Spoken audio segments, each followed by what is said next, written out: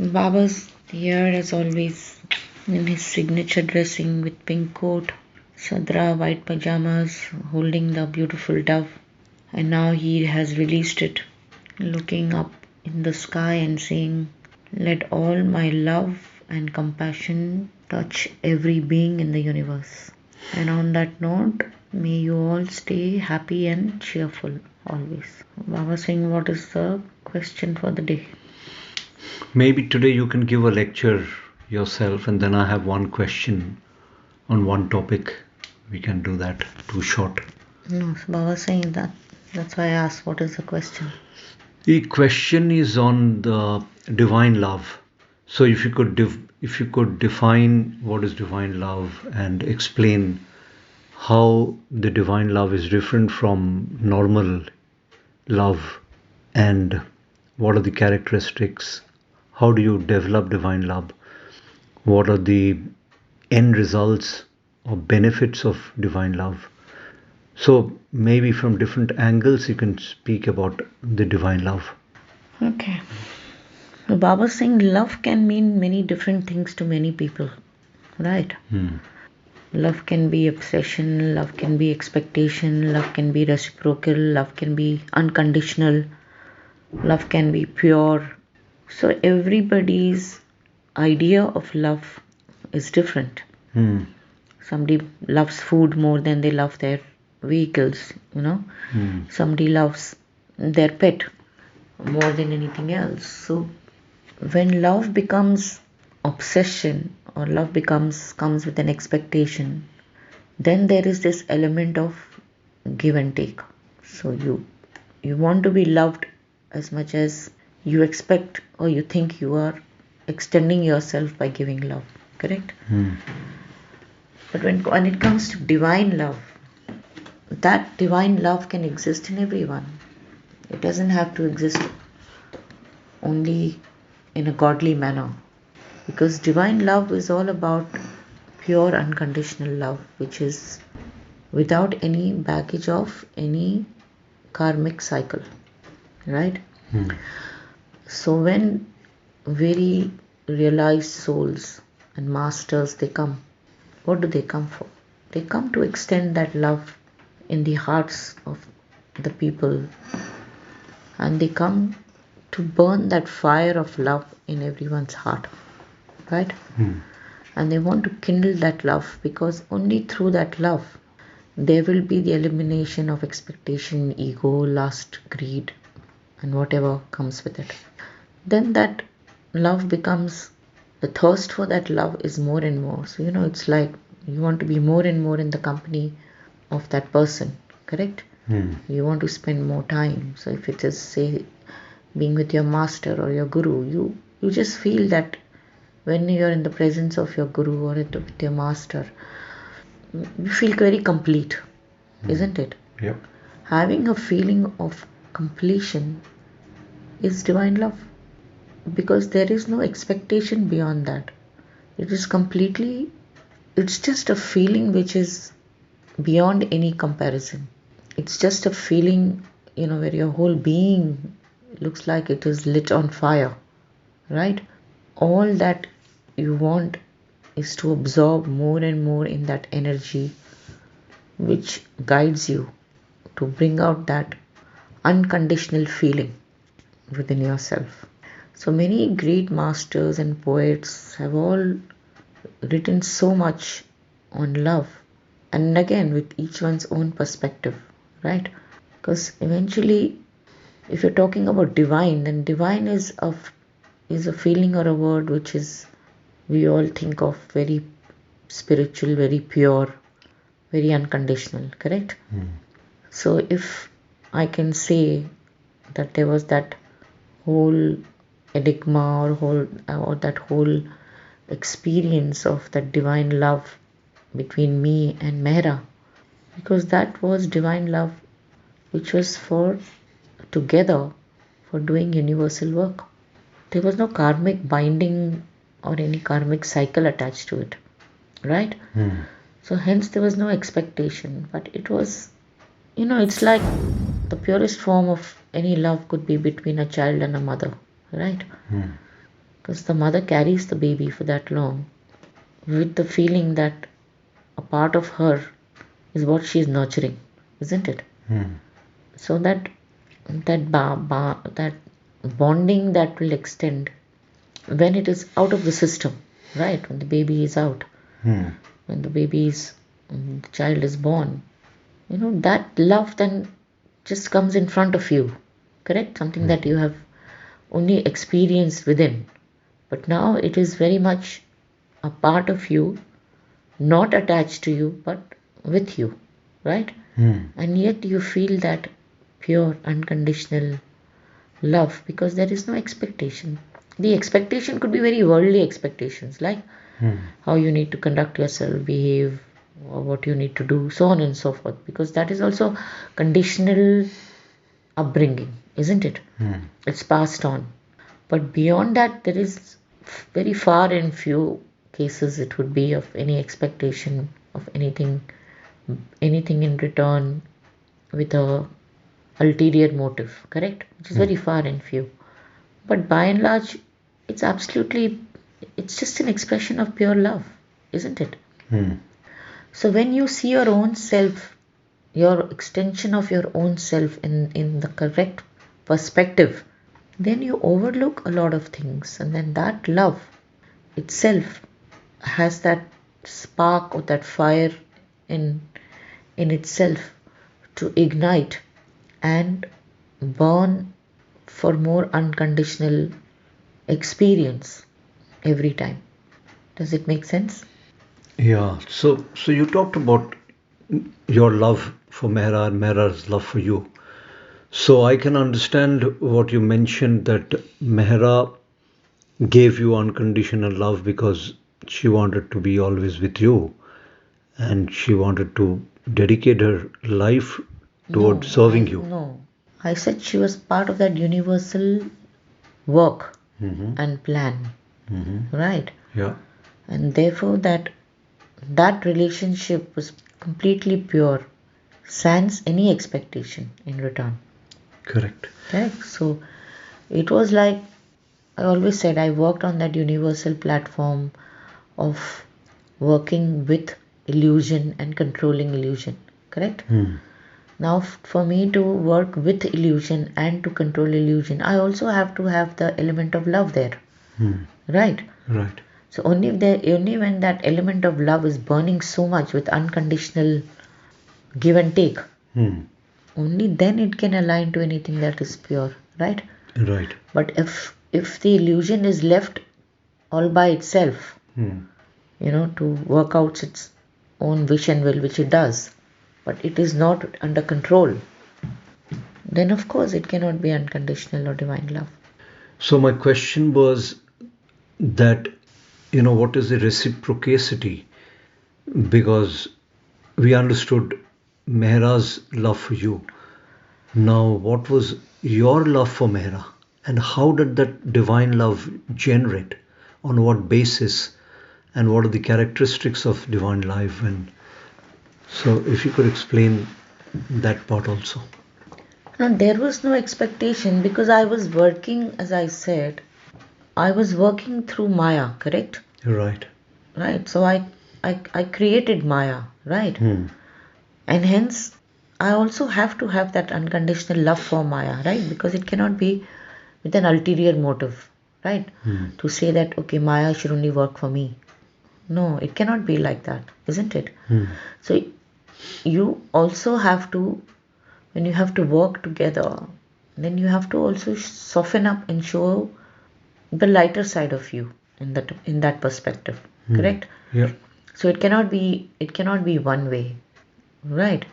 But there is a veil with that divine love, there is a veil that obstructs anything that could become part of karmic cycle, like with an expectation, right?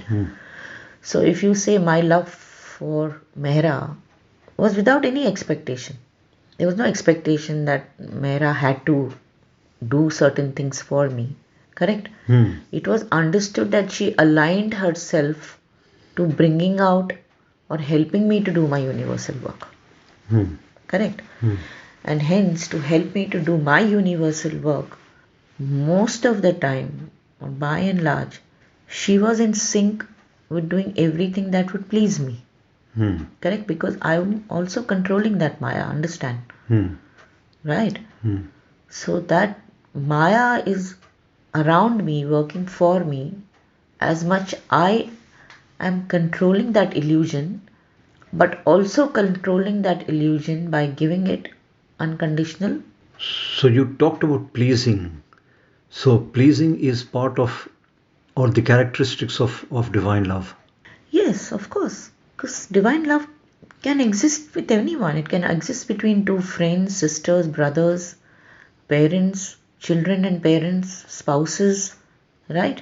Right. Because in that square or in that periphery of that divine love, it's all about how much you are also wanting to extend yourself to please someone, right? Hmm.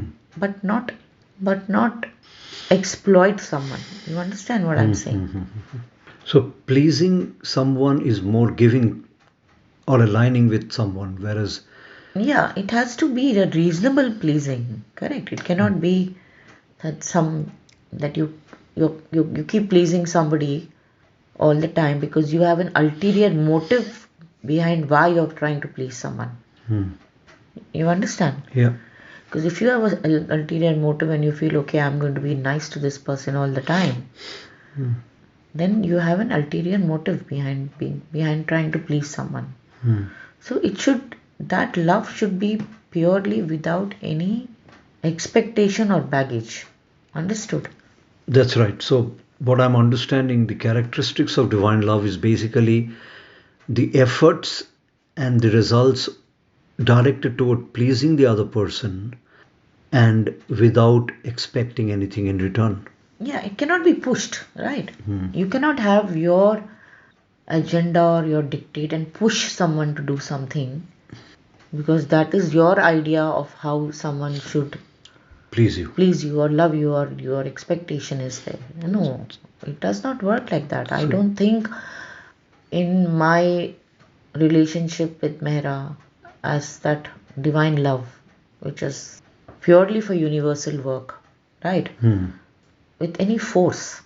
so there was no agenda from your side There shouldn't be any agenda and anywhere. or even from Mehra's side there Correct. was No, there shouldn't be any no agenda agenda. It's at just all. purely Correct. pleasing. Yeah. So that means you can only please someone only if you know what that someone likes, and therefore once you know the liking of that person you actually try and fulfill that which is pleasing Yes, without any motive behind it. without Right. any motive. Yeah. Correct. So So the only motive or anything to talk about divine love, if it was say between Mehra and myself, and with the Mandali, there was only a one thing of obedience. The expectation was only of discipline and obedience, right? Because the circle was so close, and if each one went in their own way, with their own way of thinking, then there would be complete disharmony. For the purpose for which everybody was brought together as Mandali, correct? So there were certain things where I had to control Maya. For example, Mera being the closest to me, I couldn't have given her just an upper hand and for her to do what she wanted, right? right. And convey a wrong message Hmm. to everybody around. But she had to be equally responsible, right? To make everybody feel as one energy around me, correct? Correct. But because that divine love was there and I had talked about it, correct? So everybody also knew the expectation was very clear. Mera had that beautiful unconditional relationship with Baba, right? And of course, Baba was working through Mera. So I'm getting the key words here, which is obedience and discipline, which is the foundation of building love. That's not true. So I'm saying when I was in my time when I was there to keep the circle together, my only expression of love to keep everybody together from my side was for obedience and discipline. So Correct. that was your expectation. Yes, for And- I was doing universal work. Right. Correct. So in the But- topic of divine love, Yes. where okay. is obedience? No, obedience and discipline comes in the picture where it should come. Don't you have expectation from your children to be obedient and live in a disciplined way? Correct. So I'm Right. seeing a connection between love and obedience. Yes, but not to the extent that you push it. Correct. You can't push obedience or you can't push discipline. You can only try and reiterate the importance of these things, right?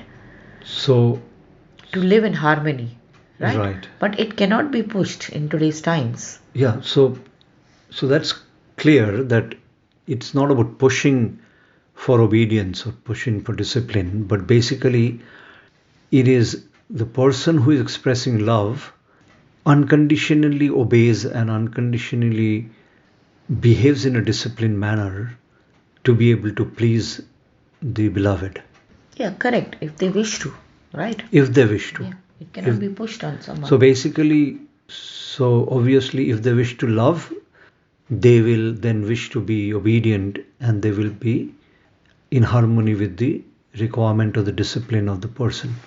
Yes, to some extent. Right. So my next question then will be that developing love is the most difficult. We know so many newcomers who come to Baba's contact, but not on the first day they feel love for Baba. But over a period of time, they might develop love for Baba, and that the love could be very, very high and very, very acute and extreme. Yeah, because love again is like an acquired taste, correct? Hmm. Isn't it? Right. It's like if you're exposed to a new food You're right. or a cuisine, you're a bit apprehensive, right? Hmm. How will it taste, whether it'll be okay to your taste buds, right? So you probably do a little tasting of it Hmm. to begin with, right? And you feel, yeah, it's okay. You can handle it, Correct. correct? After that, you may again give it a go sometime again if you feel that, yeah, you felt good having that food, right? Right. And you want to taste it again. Then maybe after some time, you will, when you come to that tasting, you might take a bigger portion, right? A little bigger helping, Correct. isn't it? And you will want to experience it in a different way, how that feeling stays with you. Over a period of time, that experience with food becomes an acquired taste. Hmm. You acquire the taste for that, Correct. right? And then you crave for it, Yeah. right? Crave for it. Yes. You crave for that dish when you like it so much over a period of time, when you've acquired that taste. Then you feel like Then having you feel more like and more. having it. Then more you and have more and more. Then there would be a stage where you will probably not have and you will miss that dish. Hmm. Correct? Correct. And when you miss that dish, then what happens? You have that fire within you, right? Hmm. Oh my God, I want to have that food. Where can I get it? Right? You liked it so much. Okay, can I cook it at home? Can we find those ingredients? Is it available in some good restaurant? Not only that, you will go and try to find out where that dish is well cooked. Hmm. Right? Hmm. And available. And available. It could be made in 20 different restaurants, but you might say, okay, this is the place where it is made the best. Right? Correct. It can't, and that's how your love will grow. So So it starts with the tasting menu with Baba. Right? right. Then you get a little more of it. Then you try and want to get a little more of it. Then you acquired that taste for love for Baba. Right? Hmm. Then you want a bigger helping of that love for Baba. Right? And you have crave. more and more, and then you crave. More. Then you crave more. you And when you search. crave more, you search. Then you are more and more into it. You want to visit Mehrabad. You want to come there. You want to connect with the community. You want to connect with the Baba lovers. You find out where there are different centers close to your home. So that becomes more, it burns that fire of love is more and more and more in you, right? Hmm. And it is again unconditional. Correct. You don't expect anything from it. Yeah, you come to a stage where it just gives you a great, beautiful feeling within yourself, isn't it? There's no expectation in return. That okay, oh my God, I'm missing it so much. What am I going to get in return if I go to Mehrabad? No, your thirst is so much that when you reach there, or your hunger is so much, you feel that you have had a good plateful of that food. or of that love. Hmm. I mean, that's the closest analogy I can give Yeah. when it comes. So what you're saying, Baba, that the love is an acquired process. It doesn't happen always in the first sight or first go, first event or first contact, but it's a progressive development of Yeah, on the spiritual front. on the spiritual front. It's a progressive development. And it should be progressive. It shouldn't be if somebody just tells you and you blindly get into it. No, it is your own experience, right? Correct. So therefore, you have to have that patience and you have to have that tenacity Correct. and you have to give that kind of time for the love Yeah. to develop in your heart Yeah. for spiritual divine love Yeah, with that Baba. love has to become intuitive, right? To become divine, right? Because then within that love, there is no give and take. Yeah. So why the word divine is important here? So maybe we can spend a couple of minutes on the difference between divine No, love and what does divine mean? Divine means ethereal, pure, spiritual, right? right. Absolutely on a platform of no give and take, unconditional, right? It's divine. That feeling is, that word divine itself is ethereal, isn't it? Right. Everything it connects with spirituality. Right. So when anything connects with spirituality, there is no give and take. Okay. You don't pray to someone because all the time you have an expectation that you want something in return. You look up on that spiritual journey to whomever you want, your guru, your master, your lord, your family deity, whatever, right? You're always connected there to get immunity, to get protection, isn't it? Correct. It's not always that everything is to come back to you and get reciprocated in cash and kind, right? It's a bigger picture where the whole experience is very divine. Getting even protection, even feeling blessed or feeling contented is also very divine feeling, right?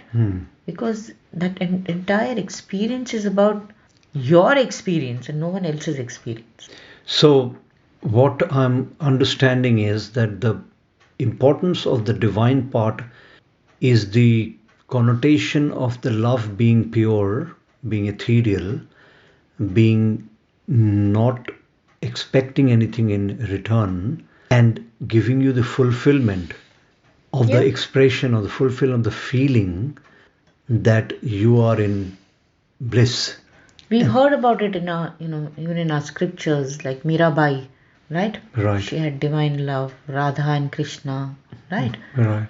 We keep hearing about all this, isn't it? We keep talking about that divine love because at that level, at that highest of the high level, it is all about a connect for the universal work.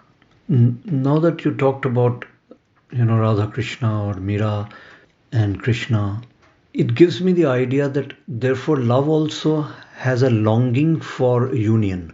Absolutely, yeah. So can you explain this union concept, which is a byproduct of love? The idea of union is when we're talking about divine love, you see, we're talking about merging in that same energy, wanting to become one, Right. right? There's no physical aspect to it as such. Right. It's about that fire that is burning into you, just that obsession. That obsession, or also you heard about, we hear stories about Laila and Majnu, right? So it's not about that physical attraction of becoming one, in physicality. It's about becoming one in the mind, one at that soul level, right? And being on that same platform. So basically you're saying it's a mental process. It's a mental thing more than it is physical. So the union is mentally that you sync 100%, align 100% with your beloved, Yep. and that becomes therefore the ultimate divine love and its fulfillment. It's a complete fulfillment, yes, absolutely. So we talked about how the love is created, we've how known of progressed. so many great poets, who've written, where Kabir has written, where Rumi has written, Hafiz, so many. They have written even, how they are, their idea of love, correct? Of how at the spiritual level it can be. So love can be in different expressions. Love also has a connotation with self-sacrifice, because Hafiz and Yes, Rumi, they have yes, it is spoken also, about yeah, sacrificing, where you completely forget yourself. You see, you get to that level where nothing else more matters. It just becomes like an obsession, that right? you sacrifice your own self to Yes, be one and merged, become one and merge in that merged. spiritual energy, to Yeah, please that spiritual energy, to become one with that energy, right? So if I spoke of obedience and discipline, it was not like I was forcibly telling someone that if you don't follow the discipline or the obedience given to you, then tata bye bye type of thing. No, right? It was like there is an expectation from you to help me to deliver the purpose for which I have come, right? correct. And therefore, if I cannot role model that little mandali which was with me, right? So, from where will we start about talking or writing about it for future generations? Correct? Yeah, and the rest of the Baba lovers. Correct. So today, when we talk about Baba's discipline, Baba's obedience, we understand because you have not been in my time physically to be with me. You may have been, but then today you understand because it's spoken, it is written about, right? Right. What was that discipline or what was that obedience that we were talking about, right? So if you have to achieve something together for a common purpose or a cause, you have to align to these, right? You have to be disciplined, right? Yeah, that part is clear. Obedience, discipline, we have covered. We have covered about progression towards divine love. We talked about divine love is divine to the extent of not having any malefic or intention or material benefit in return. And then we moved on to the love also means self sacrifice. So I know many soldiers, they sacrifice themselves because they love for the country, love for the profession, love for the other human beings. So, So even they come with that impression, right? Not everybody can be a soldier, isn't it? right, So they come to role model, they come for that purpose in their life, right? They take birth for that purpose, correct? right, Depending on how that journey has been, they are remembered for the martyrdom, for the sacrifice that they have done, isn't it? right. Yeah, so when we hear about so much divine love, we are always going back to a story, isn't it? Correct. And an experience. And I was connecting to that, like the love for the nation makes a soldier sacrifice self or their own life. Similarly, in divine love, there is a sacrificial element of that love or the expression of the love that one. Absolutely. So that is another characteristics of divine love, that one reaches to that extent that one completely forgets forgets themselves. Yes. themselves and Correct. And they quite want to, fine to yeah, sacrifice their own and self, yeah, and burn in that energy or merge with that merge energy. in the energy, completely. Correct.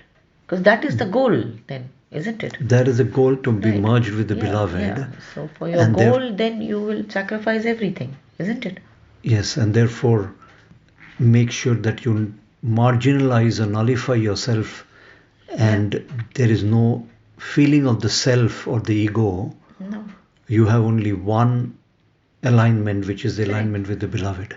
If you want to be a great sprint runner, you sacrifice a lot, don't you? If that is your goal, then you practice 6, 8, 10 hours. Your food is very controlled, so on and so forth, isn't it? Right. So you're doing all your sacrifices for your goal, Correct. isn't it? Which eventually gives you that happiness. So I think we covered most of the things about understanding divine love, the elements. Maybe you can summarize the divine love, and maybe you can talk about how you expect the Baba lovers to be loving you, and yeah, and so that they can experience the divine love, and also they can reach the highest pinnacle of loving you. See, there is no such one formula for everybody, right? Somebody might pray for 5 seconds, somebody might pray for 5 hours, right? Right. So there is no expectation again for divine love. But as I said, you start with a tasting menu, you taste, and eventually you start growing a great liking for that love, which completely takes you over or burns everything in you, literally brings you to that level of becoming ash, and you merge one with that energy, because that's divine love, because you're so obsessed with it, isn't it? Right. That you just want to be part of it and experience it. Or for the divine love, you're happy to go to any extent, right? Experience that euphoric moment or that feeling, isn't it? Right. And So divine love for everybody, as I said, could be very different. And everybody's thinking, what is their idea of divine love, could be very different. Somebody would say, I really love Baba from the bottom of my heart. And for me, that is more than enough, right? Somebody might say, I want my entire family to love Meher Baba. That expectation would be there, right? Why me? Everybody should be only loving Baba. And that could become like a family divine love, right? So somebody might feel it's fine if I can't visit, if I can't go to Meherabad, say, once in 5 years, but that doesn't mean that my love will not grow, isn't it? I can be where I am circumstantially, and yet I can burn in that fire of wanting to eventually merge in that energy when the time comes. So you're always either compromising or you're preparing yourself. You're in a state of preparedness, isn't it? Right. In whichever way you can get to that divine love, you are happy to eventually merge with that energy. Correct. And the ultimate, so once you have developed the divine love, the culmination of that love is what? What is the end goal and what is the end results? You want to be in that energy, isn't it? If a boy is loving a girl, what he or she is looking forward every day to meet that person, right, every day. Correct. And spend time. Correct. It's the same thing. In divine love, you just want to merge with that energy, right? So if you feel that, okay, when you'll pass over, you will be meeting Baba. Okay, that becomes your goal of divine love. So basically, the ultimate goal of divine love is to be in that presence of that divine lover, or that love that exactly. you have. To meet Baba. Correct. And to be in Baba's presence. Always, all the time. So when I say you hold on to my daman, it's about that experience, isn't it? When you go on, you're holding on to my daman, it becomes second nature, isn't it? Right. And then that slowly, nothing deters you from doing that, because that again becomes like an obsession for you. All I have to do is, Baba said, hold on to my daman, right? And that's all what I'm going to do. So you found a meaning, right? You found a purpose. And now with that meaning and purpose, you want to fulfill it. So the bottom line, the summary and sum and substance of the divine love is essentially, it's guaranteed. Is it guaranteed that with the divine love, we will meet Baba and be with Baba? Baba is very much within you. Baba is very much around you, right? It's exactly like that story of the deer with the musk. You're chasing it all the time, not knowing that it's very much within you. Right. So when you accept or get to a stage where you say that Baba and I are one, that's divine love.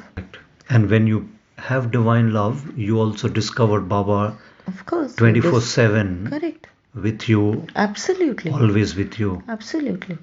And 100% with you. Yes. So thank you, Baba, for that.